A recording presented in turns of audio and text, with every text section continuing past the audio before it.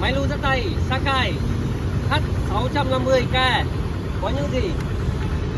Trang bị động cơ lỗ Toyota E75 là B3 100% đề nhé. Chiếc này 100% đề, dùng điện. Sau đây em sẽ vận hành trực tiếp cho các bạn.